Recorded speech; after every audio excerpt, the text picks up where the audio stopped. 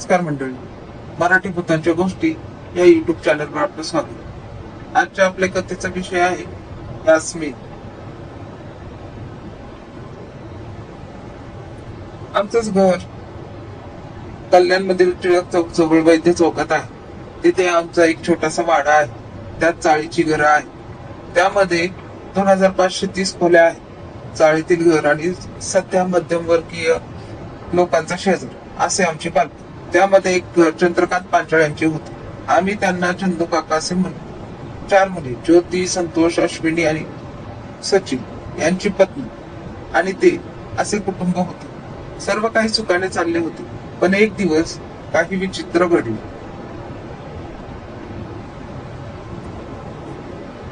एक दिवस ज्योती मध्यरात्री झोपेतून अचानक जागी झाली आणि रडू लागली. तेव्हा ती लहान होती. आई बाबांना वाटलं तिला स्वप्न पडलं असेल. त्यांनी तिला शांत करायचा खूप प्रयत्न केला, पण ती काही शांत होईना. 2-2.5 तास ती रडत होती बिचारी. मग स्वतः शांत झाली. आई बाबा फार वैतागले, पण तेही थोड्या वेळाने झोपी गेली. पुन्हा बऱ्याच दिवसांनी असेच झाले. मध्यरात्री ज्योती अचानक जागी झाली आणि रडू लागली, पण ती लहान होती म्हणून आई वडिलांनी थोडे दुर्लक्ष केले. थोड्या वेळाने ती पुन्हा शांत झाली आणि झोपी गेली. त्यात नंतर पुन्हा सर्व काही पहिल्यासारखे झाले आणि ह्या गोष्टीचा सर्वांना विसर पडला.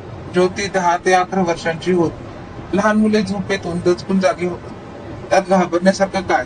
कोणाला वाटलेही नव्हतं की हा प्रकार थोडा वेगळा होता. पुन्हा 2 आठवड्यांनी ज्योती जागी झाली आणि खूप मोठ्याने रडू लागली. सगळा वाडा जागा झाला. रडता रडता ती नको ना मारू मला असं म्हणू लागली आणि जमिनीवर लोळू लागली. आता मात्र चंदू काकांच्या पायाखालची जमीनच सरकली. ती इतकी मोठ्याने रडू लागली की वाड्यातले सगळे लोक जमले. सगळ्यांनी हा प्रकार पाहिला. माझे आई बाबा सुद्धा तिथेच होते. ते फार पूर्वी घडले. कोणाला काय करू काही सुचेना. सगळे एकमेकांचे तोंड पाहत होते. चंदू काकाची बायको प्रभा काकू रडू लागली, पण ज्योती थोड्या वेळाने शांत झाली. असं पूर्वी कधीच घडलं नव्हतं. संपूर्ण वाडा तेव्हा रात्रभर जागा होता. दुसऱ्या दिवशी ज्योतीला काहीच आठवत नव्हतं, पण बाकी कोणीच ते विसरू शकले नव्हते. हीच घटना दर 15 दिवसांनी पुन्हा घडत असेल. असा चक्क 6 महिने सतत होत होते. ज्योती रडताना फक्त नको मारू मला असे म्हणायचे. एक दिवस ती अजून काही म्हणाली. तिचा आवाज बदलला आणि ती हिंदीतून म्हणाली, इसका तो मैं लेके जाए. प्रभा काकू अर्धमेली होत होती. ज्योतीला दुसऱ्या दिवशी काही आठवायचे नाही. तिला फक्त कोणीतरी मारतय असा भास व्हायचा आणि दुसऱ्या दिवशी तिच्या अंगावर आपोआप जखमा आणि फटक्याचे भरण दिसायचे. तिच्याशी कोणी बोलायचं नाही.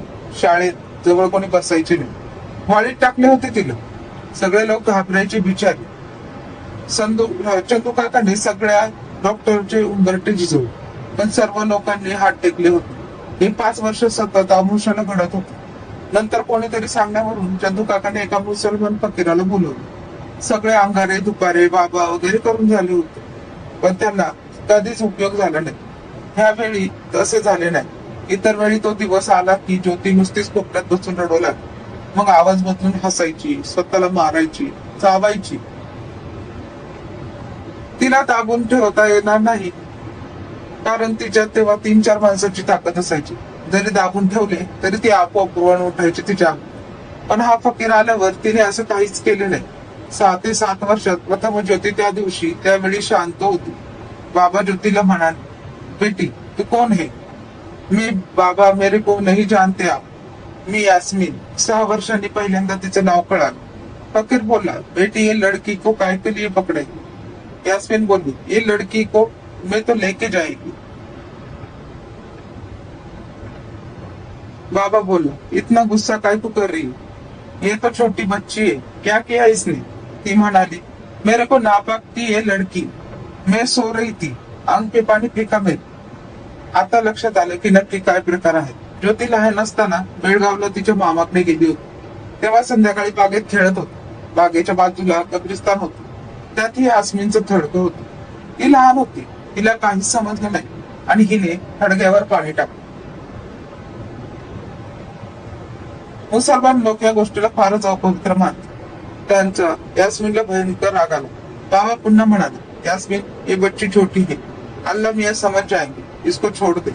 यावर तिचं उत्तर असं होतं, ये बच्ची है, लेकिन जो पानी फेंकने को बोला वो बच्ची नहीं था, उसको पता था मैं सो रही इधर.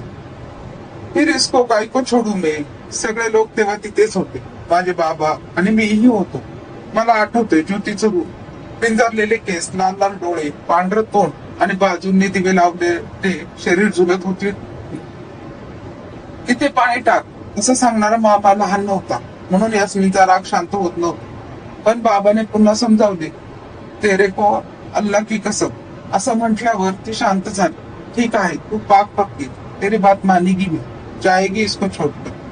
बाबा, मेरे वास्ते दुआ करू असं बोलून ती गेली आणि ज्योती 2 फूट उडाली आणि धडकन बेशुद्ध होऊन जमिनीवर पडली. आजूबाजूचे दिवे एकदम विझले.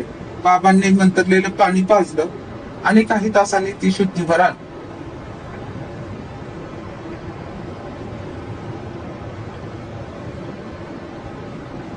नंतर पुन्हा कधी यास्मिन परतली नाही. काही वर्षांनी ज्योतीचं लग्न झालं आणि तिला एक मुलगा झाला.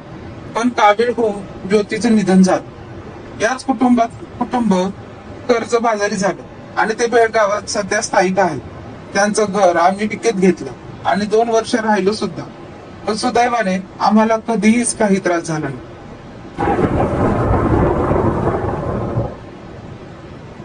धन्यवाद.